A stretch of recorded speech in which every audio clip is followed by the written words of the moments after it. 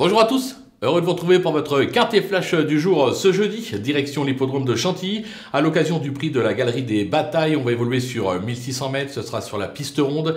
Au départ, la plupart des protagonistes du jour ont déjà fait leur preuve dans ce style de lot.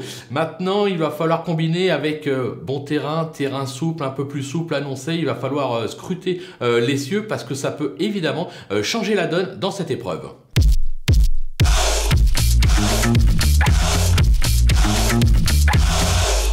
On attaque avec les favoris avec le numéro 15, Trobrez, qui vient d'aligner 4 accessites en 5 tentatives à ce niveau. Il est correctement traité au poids et évoluera sur sa meilleure distance. C'est un choix prioritaire. Le numéro 10, Chocho Boy, qui cherche sa course à ce niveau, qu'on atteste ses 2 récents accessites. Certes, je le préfère un petit peu sur le sable, mais il est tellement bien actuellement qu'on ne peut pas faire sans. Le numéro 2, Mama Imelda, irréprochable cette année avec déjà 3 succès. Elle vient de se classer 5e à ce niveau sur l'hippodrome de Compiègne. Une confirmation de sa part est tout simplement attendue. Du côté des opposants, on va se méfier du 11, Goldino Bello, qui vaut mieux que ses 2 récents échecs. Il a prouvé sa valeur à ce niveau par le passé. Avec maintenant 2 courses dans les jambes, je pense qu'il peut se rappeler à notre bon souvenir. Le numéro 3, Nord-Est, aussi à l'aise sur le sable que sur le gazon. Il a fait ses preuves à ce niveau. Sa forme est sûre et il va apprécier le terrain. Ne le sous-estimez pas. Le numéro 9, Brouillard. Alors, il est décevant, certes, mais a fait ses preuves à ce niveau et sur ce type de parcours. Le handicapeur a fait un geste, moins 1 kg.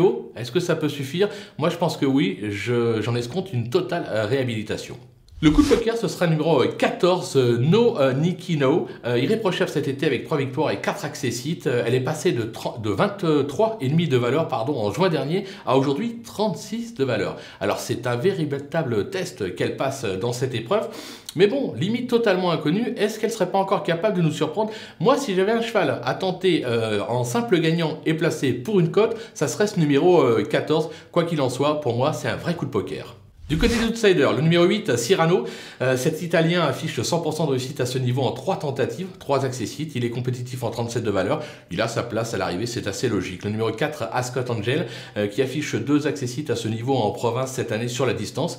Il est compétitif à cette valeur, mais a déçu quelque peu cet été, raison pour laquelle je l'ai mis plus bas dans ma sélection. Le numéro 6, Fly Dice, qui a montré des moyens en province. Il a déjà pointé le bout de son nez à ce niveau. Maintenant, il n'a plus de marge au poids, mais peut une 4-5e place, pourquoi pas, c'est très ouvert. Le numéro 13, Braveheart, très performant outre-Rhin, dans des lots de moindre facture, par contre, on va pas se le cacher, il semble avoir montré ses limites dernièrement à ce niveau à Longchamp, mais attention, son entourage dit qu'il travaille très bien le matin et qu'ils en escomptent une bonne performance, donc on va leur faire confiance. Le numéro 7, Royal Robbins, plutôt plaisant depuis ses débuts, il a montré sa compétitivité en 35 de valeur, mais vient de montrer qu'en 38 c'était beaucoup plus compliqué, raison pour laquelle, voilà, je l'élimine pas totalement, mais je le garde vraiment en bout de piste, tout comme le numéro 12, comme Sehi, qui a plus souvent échoué que scoré à ce niveau, et je le trouve encore limite à cette valeur dans cette épreuve. Maintenant, c'est pas un mauvais cheval, raison pour laquelle, avec un parcours plutôt favorable, en prenant un bon dos, il est capable de bien finir et de venir, pourquoi pas, surprendre à très belle cote pour une 5e place, donc attention.